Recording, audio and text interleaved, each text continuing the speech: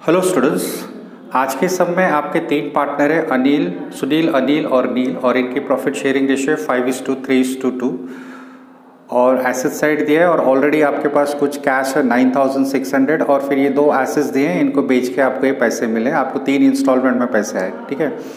अच्छा, liabilities side, यहाँ पे लायबिलिटीज़ में आउटसाइडर लायबिलिटीज सिर्फ क्रेडिटर्स है, तो सबसे पहले आप क्रेडिटर्स को पे करोगे। क्रेडिटर्स का पेमेंट होने के बाद आप पार्टनर्स लोन, सुनील फर्म का पार्टनर है, पार्टनर्स लोन पे करेंगे और उसके बाद पार्टनर्स कैपिटल का पेमेंट स्टार्ट होगा। और जनरल रिजर्व दिया है, ये जनरल रिजर्व 19,200 ये तीनों पार्टनर्स की प्रॉफिट शेयरिंग रेशियो में डिवाइड होगा और उनके कैपिटल बैलेंस में ऐड होगा। इनका जो भी कैपिटल बैलेंस है उसमें आप जनरल रिजर्व ऐड कर देंगे, क्योंकि जनरल रिजर्व की अब कोई ज़रूरत नहीं है, फर्म डिसॉल्व हो गया तो जनरल रिजर्व पार्टनर्स में डिस्ट्रीब्यूट हो जाएगा। ठीक है। फिर एसेट सेल करने से पहले इन्होंने realisation expenses estimated to be ₹4,000, मतलब इनको लगा कि डिसोल्यूशन के वर्क से रिलेटेड कुछ एक्सपेंसेस होगी इनकी, तो इन्होंने ₹4,000 बचा के रखे थे कि इन फ्यूचर अगर एक्सपेंसेस पे करनी पड़ी at the time of dissolution तो ये पे करते रहेंगे। तो ₹4,000 का इन्होंने प्रोविजंस किया है। तो हम क्या करेंगे, आपके पास जो कैश है 9600, उसमें से ये 4000 आप साइड में रख देंगे और रिमेनिंग 5600 आप पेमेंट स्टार्ट करेंगे। क्रेडिटर्स को जाएगा, उसके बाद पार्टनर्स लोन पे होगा और उसके बाद पार्टनर्स कैपिटल पे होगा। ठीक है।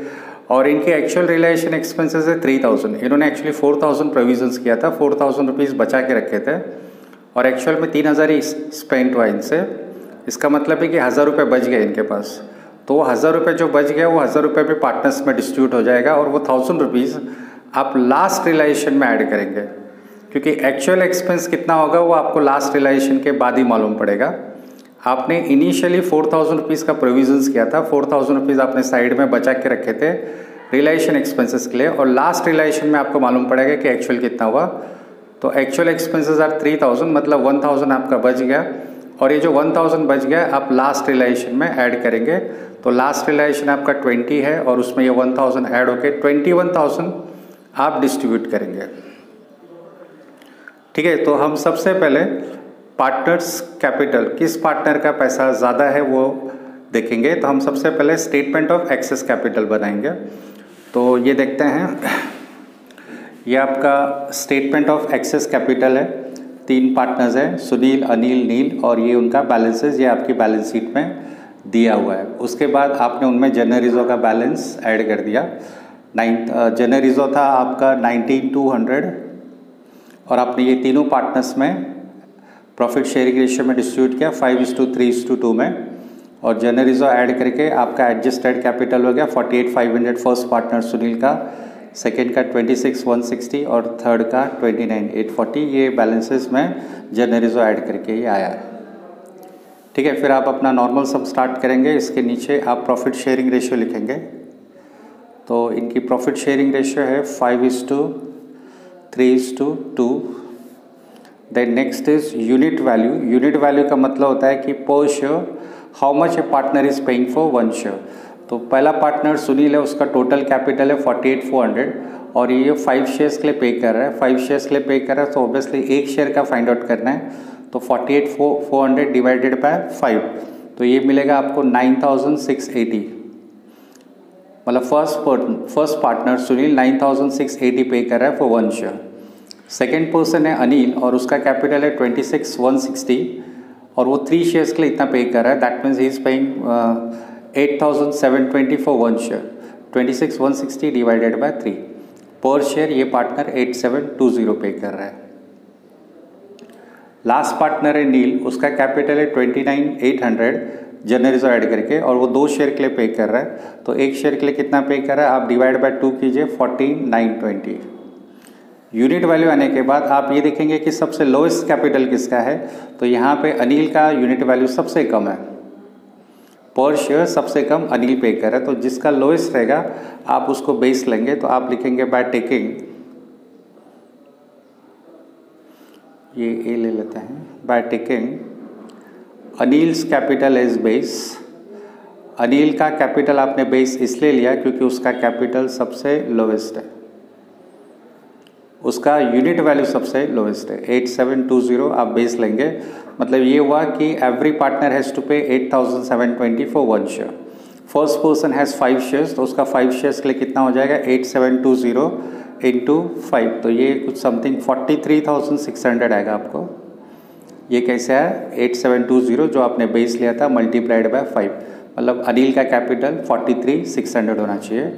सेकेंड है सुनील का कैपिटल 43,600 होना चाहिए। सेकेंड है अनिल, तो 8720 मल्टीप्लाइड बाय हिज रेशियो, तो ये मल्टीप्लाई करके आ जाएगा 26,160।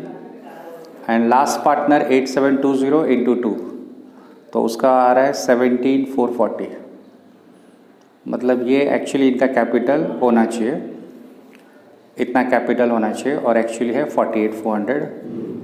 तो इनका सरप्लस कैपिटल कितना है एज कंपेयर टू अनिल, देखते हैं। सरप्लस कैपिटल कितना है 48,400 माइनस 10, तो ये आपको मिल रहा है 4,800। अनिल का सरप्लस कुछ भी नहीं है, जितना होना चाहिए उतना ही है, तो सरप्लस कुछ नहीं है। इसका 17,440 कैपिटल होना चाहिए और इसका है 29,840, तो माइनस करके आपको मिलेगा 12,400। मतलब as compare to Anil, Sunil का 4,800 कैपिटल ज़्यादा है और नील का 12,400। तो अब आप कंपेयर करेंगे सुनील में और नील में किसका एक्सेस है, ठीक है।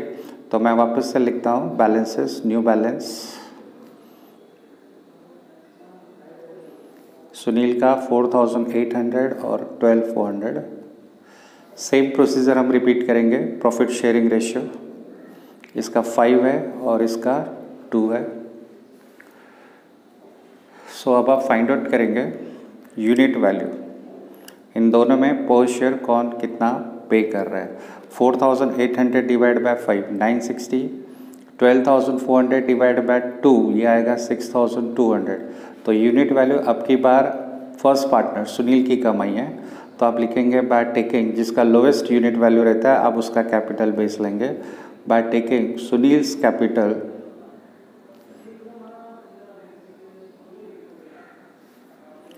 एज बेस, मतलब आप 960 को बेस ले रहे हैं, तो 960 इंटू 5, मतलब ये रूल हो गया कि 960 पर शेयर पे करना है। इसके 5 शेयर्स हैं तो इसका कैपिटल होना चाहिए 4,800। इसके 2 शेयर हैं तो इसका कैपिटल होना चाहिए 1920, 960 इंटू 2। तो अभी देखते हैं सरप्लस किसका है। सरप्लस कैपिटल किसका आ रहा है, हाँ इसका 4,800 है और 4,800 ही था, उसका होना भी 4,800 था, तो surplus is nil. Second is 1920 minus 12,400, 1920 होना चाहिए था, 12,400 है, तो इसका सरप्लस है 10,480। तो सबसे ज़्यादा नील का कैपिटल है। तो जब पार्टनर्स के पेमेंट की बात आएगी तो आप फर्स्ट पेमेंट नील को करेंगे अप टू ₹10,480, और उसके बाद सेकेंड पेमेंट आपने देखा होगा, सेकेंड पेमेंट यहाँ पे देखिए आपका सरप्लस था as compare to Anil. Sunil का 4,800 ज़्यादा था और नील का 12,440 था, तो अनिल को कुछ पैसे मिलने चाहिए, उससे पहले ये सरप्लस इनको मिलना चाहिए। इसको 4,800 और इसको 12,400, बट 12,400 में से 10,480 ये यहाँ ले चुका है, तो रिमेनिंग अमाउंट इज़ 1920। या तो अदरवाइज़ आप ऐसे ही करना, सरप्लस कैपिटल 10,480 और उसके ऊपर का आप यहाँ ले लीजिए। तो second payment to Sunil and Neel up to rupees, इन दोनों की टोटल, तो ये कुछ हो जाएगी 6,720 in profit sharing in their ratio, ठीक है। अगर इनका 6,720 कंप्लीट हो गया तो उसके बाद थर्ड पेमेंट आप तीनों पार्टनर्स को पे करोगे। थर्ड पेमेंट, इसके बाद की जो भी पेमेंट आएगी to all partners including Anil in their profit sharing ratio, ठीक है। पार्टनर्स को पेमेंट का टाइम आएगा तो सबसे पहले आप नील को पे करोगे 10,480, जब तक इसको 10,480 पे नहीं होगा किसी और को पे नहीं करना है। इसका 10,480 पे हो गया तो उसकी नेक्स्ट पेमेंट सुनील को 4,800 और नील को 1,920, साथ में 6,720 इनको मिलता रहेगा। ठीक है। सो अब हम देखेंगे statement of peaceful distribution of cash कैसे बनाना है आपको। सो देखिए आपके कितने कॉलम्स बनेंगे। आपका आउटसाइडर्स है, क्रेडिटर्स, सुनील्स लोन और पार्टनर्स कैपिटल, और एक कॉलम कैश का। कैश आपके पास ऑलरेडी 9,600 बैलेंस शीट में दिया है तो आप यहाँ पे 9,600 लिखेंगे।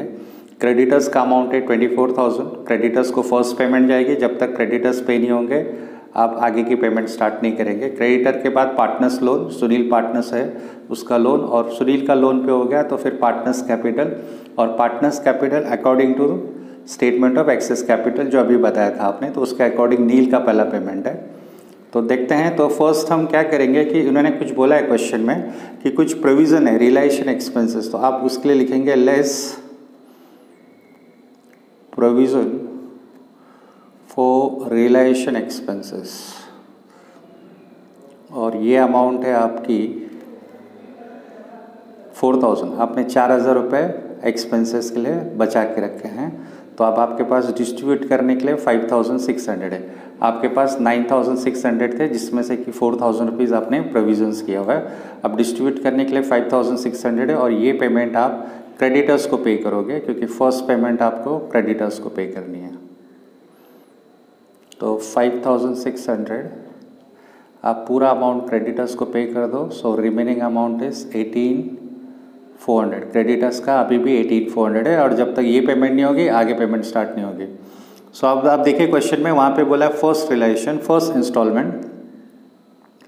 आप फर्स्ट रियलाइजेशन भी लिख सकते हैं, फर्स्ट इंस्टॉलमेंट में भी लिख सकते हैं। मतलब इन्होंने एसेट सेल की फर्स्ट टाइम और इनको 61,280 कैश है, और ये आप पहले पे करेंगे क्रेडिटर्स को। क्रेडिटर्स का अभी भी 18,400 का पेमेंट बाकी है। आपने क्रेडिटर्स को 18,400 पे कर दिया, क्रेडिटर्स नील हो गए। क्रेडिटर्स को पे करने के बाद 43,880, अब ये 43,880 भी आप सेकेंड पेमेंट, क्रेडिटर्स पेमेंट हो गया, उसके बाद पेमेंट ऑर्डर में सुनील का है, सुनील का 21,200 है, वो भी आप पे कर सकते हैं। तो पेड टू सुनील्स लोन 21,200 पे करने के बाद आपके पास बचेगा 22,680, और इसमें से फिर आप जब सुनील का लोन भी पे हो गया तो आप पार्टनर्स कैपिटल का पेमेंट स्टार्ट करेंगे। तो आपको याद होगा सबसे पहले नील को पे करना है 10,480। सो पेड टू नील्स कैपिटल 10,480। तो नील को आपने 10,480 पे कर दिया, उसका सरप्लस तो माइनस करके 19,400 बच गया, और अब आपके पास कैश है 12,200। तो फर्स्ट पेमेंट नील का था वो हो गया। उसके बाद आप स्टेटमेंट ऑफ एक्सेस कैपिटल देखेंगे तो वहाँ पे था सेकेंड पेमेंट नील के बाद Sunil and Niels capital in the profit sharing ratio, आप उनको पे करेंगे। सेकेंड पेमेंट थी आपकी, उनको पे करना था आपको 6,720, और आपके पास इनफ कैश है, आपके पास 12,200 है, तो आप इजीली उनको 6,720 पे कर सकते हैं। 6,720 आपको उनको रेशियो में पे करना है 5:2 में। तो 4,800 सुनील को जाएगा और 1,920 नील को जाएगा। ठीक है, सही। फिर से देखते हैं ये एडजस्टमेंट। हमारा फर्स्ट रियलाइजेशन था 16,280, उसमें से हमने पहले क्रेडिटर्स का पेमेंट क्लियर किया जो 18,400 बाकी था, क्रेडिटर्स को पे करके नील कर दिया। सो रिमेनिंग अमाउंट इज़ 43,880, और ये 43,880 अब जब क्रेडिटर्स को पे करने के बाद जो बचा है वो आप नेक्स्ट ऑर्डर पेमेंट का सुनील्स लोन है, तो सुनील लोन 21,200 है, वो आपने पे किया, यहाँ पे लिखना चाहिए था 21,200। सुनील लोन भी अब नील हो गया। सुनील्स लोन पे होने के बाद हमारे पास बचा 22,680। अब ये पैसा हम पार्टनर्स को पेमेंट करना स्टार्ट करेंगे, और पार्टनर्स को हम पे करेंगे according to the statement of excess capital, और उसके अकॉर्डिंग फर्स्ट पेमेंट 10,480 तक नील का था। सो आपने नील को पे किया 10,480, तो 10,480 पे होके 19,400 हो गया। आपके पास 22,680 कैश था, 10,480 नील को पे कर दिया, सो रिमेनिंग अमाउंट इज़ 12,200। नील का पेमेंट हो गया। सेकेंड ऑर्डर ऑफ पेमेंट ये था कि आप सुनील को और नील को पे करोगे अप टू ₹6720, जो कि 4,800 5:2 में डिवाइड होगा। 4,800 सुनील को मिला और नील को मिला, तो सेकेंड ऑर्डर ऑफ पेमेंट भी कंप्लीट हो गया। अब आपके पास बचा है 4,480। अब एक्सेस कैपिटल इनका निकल गया, तो अब आप सबको पे कर सकते हैं।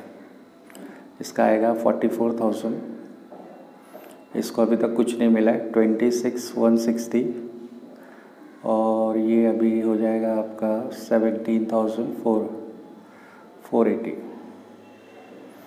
ठीक है, ये 4480 अब तीनों पार्टनर्स को पे कर दो। तो पेड टू ऑल पार्टनर्स, मतलब Sunil, Anil and Niels capital, हमने 4,480 तीनों में डिवाइड कर देना है इनकी रेशियो में 5:3:2। सो 4,480 divide by 10 into 5 2240। Second one के केस में जाएगा 1344 एंड थर्ड वन को जाएगा आपका 896। माइनस करके नया बैलेंस आ जाएगा, और थर्ड पार्टनर का 16,544।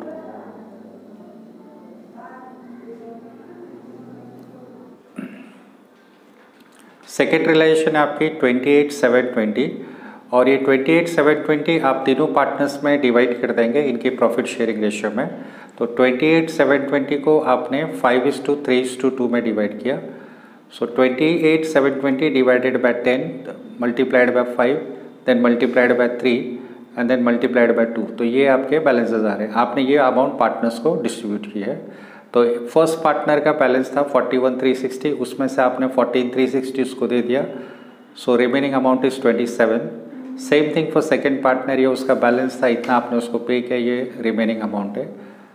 तीनों पार्टनर का बैलेंस आ गया। अब लास्ट रिलाइजेशन यहाँ पे देखिए, थर्ड रिलाइजेशन 20,000 है, और आपने 1,000 रुपीज़ का 4,000 रुपीज़ आपने प्रोविजंस किया था एक्सपेंसेस का, जिसमें से कि एक्चुअल एक्सपेंसेस 3,000 ही हुई, तो 1,000 रुपये बच गया था आपका। तो 20 + 1 21,000। ये 1,000 रुपीज़ कहाँ से आया? आपने 4,000 रुपये प्रोविज़न रखा था एक्सपेंसेस के लिए, जिसमें से कि एक्चुअल एक्सपेंस 3,000 ही हुई, तो 1,000 रुपये जो बच गया आपका रिमेनिंग अमाउंट है, वो लास्ट रिलाइजेशन में आप ऐड करके पार्टनर्स में डिस्ट्रीब्यूट कर देते हैं। सो 20,000 लास्ट रिलाइजेशन का अमाउंट है, 1,000 ये ऐड किया आपने, तो 21,000 हो गया, और 21,000 आपने तीनों पार्टनर्स में 5:3:2 में डिवाइड कर दिया, और ये पेमेंट पार्टनर्स को मिली। सो 27 - 10 500 ये इनका लास्ट पेमेंट है, और ये लास्ट रिलाइजेशन था, इसके बाद कुछ भी पैसा नहीं मिलेगा। तो ये इनके लिए आप लिखेंगे लॉस ऑन रिलाइजेशन। 27,000 माइनस जो उनको लास्ट रिलाइजेशन पे कैश मिला, वो माइनस करके 16,500, और तीनों पार्टनर का ये लॉस है 16,500, 9,900 एंड 6,600। सो इस तरीके से ये सब हो गया।